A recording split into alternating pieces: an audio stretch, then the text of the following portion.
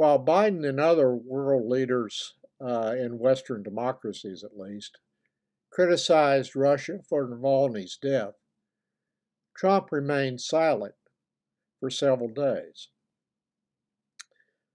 The news media was criticizing him for his silence about that death, so Trump finally decided to issue a statement about it.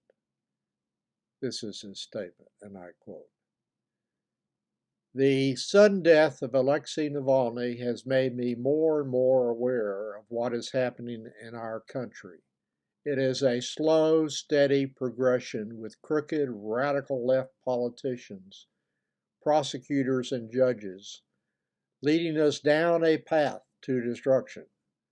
Open border, rigged elections, and grossly unfair courtroom decisions are destroying America.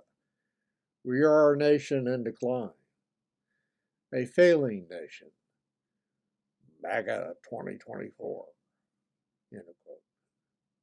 Unfortunately, and this is very sad, this kind of demagogic nonsense works on tens of millions here in America, when the normal response would be total and complete disgust.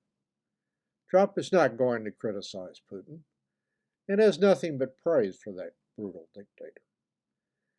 I noted that Putin had a woman arrested the other day who was a dual U.S. and Russian citizen. Her crime, which she could be sentenced to one of Putin's gulags for 20 years, was a $50 donation to a U.S. nonprofit that was providing aid to Ukraine.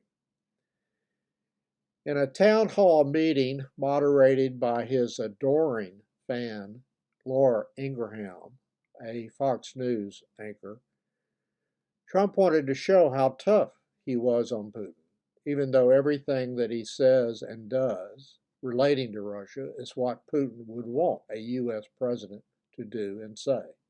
I've published a video on that subject, which I will link in the more section. Trump claimed, with no fear of being challenged by Ingraham, of course, that he stopped the Nord Stream 2 pipeline from being built, which is demonstrably false, of course. The pipeline was built and completed in November 2021. That's just a fact. After Putin invaded Ukraine, someone blew up a section of it, and the pipeline is currently not in service. It is most troublesome for America's future that Trump, an obvious authoritarian demagogue who is not capable of telling the truth and who has serious mental issues, may be reelected as President of the United States. The 75 million or so who will vote for him in November, even if he has been convicted of a felony, have had 8 years to observe his character and fitness for office and want him to serve again as president. A most disheartening fact that it does not bode well for the future, even if Trump loses in the